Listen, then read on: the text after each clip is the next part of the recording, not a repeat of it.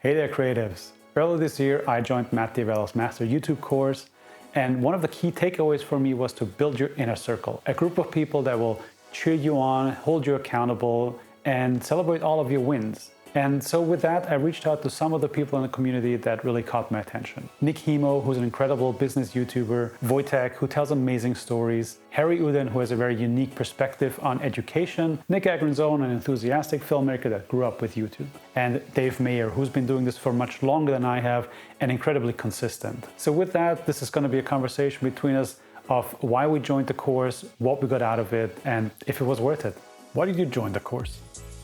At the point that the course was published, the Master YouTube course, I was pretty much on it. Like, I didn't think much about it. I was committed to the point that I pretty much bought the course already. So it was kind of out of question for me. It was definitely something I thought about, but I'm so glad I invested into it because not only am I learning new things and I'm changing how I even perceive storytelling and how I tell stories to my audience, but I'm connected with people like you and just other creatives that are really serious and dedicated to their craft, because that was always the biggest struggle for me, you know. I actually emailed them and asked about, I've been doing this for 9 years. I've had various different things. I can already edit videos. I can already do that stuff. And kind of got back to me and was like, I still think this is valuable for you, blah, blah, blah. And it's totally true. I had made, I think, one video on my channel when the course was advertised. And actually, if you go back, I think you can see quite a jump between the first one and the second one. So obviously something happened there. I saw that as an opportunity, and I thought, well, here is a person whose style I like. Here is a person whose, like, his morals I like, his ideas I like, his way of doing things I like. And I thought, well, if I can get even a smidgen of that wisdom and knowledge from all of his experience, because he is a true filmmaker for sure, then I jumped through hoops to do that. Matt D'Avella is like one of the top, YouTubers for quality. And you can see that his heart and soul goes into all his videos, and it really comes across in everything that he does.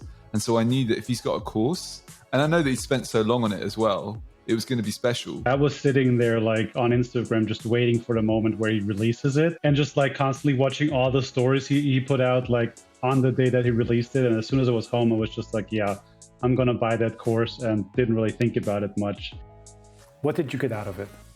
It's really hard. Like, the course is really, really long. There's lots of stuff. The thing is, so much of it, you just assimilate, and then you kind of forget where it came from. The main one that really stuck out with me is to just do it. Really understanding how much detail that Matt goes in was helpful. Another thing was how Matt even plans where he's going to take his thumbnails. I don't go to the level that he goes to for the amount of thumbnail photos that he takes, but I do try and have an idea of what the thumbnail will be before, and try to take it as soon as I've finished making the video, or maybe sometimes before. How much effort goes into the thumbnails definitely just was like, okay, cool, right? I'm putting 2 seconds of effort into this, and it really, really needs to be a big focus. The shot planning was really cool, seeing how he does that, and that's definitely been very, very helpful to me. Well, I guess the idea thing was also really good as well. There's loads of little stuff. The ideation of videos, how to create something that is both useful to others and has a definite purpose and isn't too kind of long, self-indulgent, long-winded, all those things, that gets to the point. Those little kind of, the templates that he gave us and the few key ideas of what to try and include and what to try and avoid, that really stuck with me, and I still use those templates now. The brainstorming and the scripting was the most impactful for me.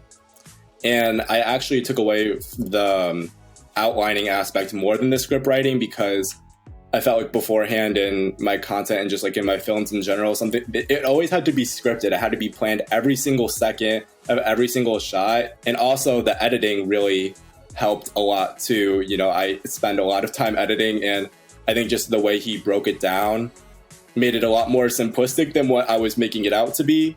So it definitely made me more open and just made being a creative more fun. What stood out to me was just one detail where Matt basically explains that he saved money to take a year off and go full-time into YouTube. I was never aware that he actually intentionally tried to pursue this goal. And it's almost stupid to think of it that way, but it was almost like getting the permission to do the same. The main thing was just how everything has to serve a purpose, and you have to have your audience in mind, and things have to be useful. That stayed with me throughout the whole thing. But how about you? What were the things that really kind of stuck with you? For me, the one thing I still use on a regular basis is the audience persona and the tone vibe kind of selection, where I just reference it all the time, like in order to remind myself, how do I want to present myself and who do I want to talk to? Was it worth it for you? Oh, 100% it was worth it. It's not that much money for it, really, for the amount of information that you get. It's ridiculous. I noticed one thing with Matt's course is, because I bought it, I watched every single second of it, like almost twice. You know what I mean? Even though a lot of the stuff like about setting up, naming your channel, like I'd already named my channel. It is one of the best pre-recorded courses out there in terms of quality. Like for any topic in the world, like it's up there for like a really well done course, right? It is solid. Like I'm really impressed with the work that he's done, and it's helped me loads. It definitely changed the course of how I look at video, how I look at content creation, how I look on impact, and how I look on community. I found this community that I wasn't actually expecting through the Slack group that he created, where there are all people at different stages of being a creator with different struggles and different kind of perspectives, bits of wisdom, you know. And I think it's accelerated my development no end.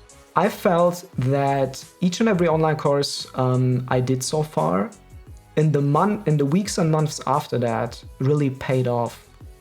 Saying that I'm coming even now back to a lot of things that I heard in the course, that I thought over, that kind of were on my radar, but I did not pay enough attention to. There were things I was lacking so far, or I was not paying enough attention to, or just, and you maybe feel this, I guess everyone feels this, just question marks you have in your head, like, how do these creators out there who actually earn the money, who actually have these subscribers, how do they go about their daily business? So I wasn't hoping to get the course and be overnight famous the next day.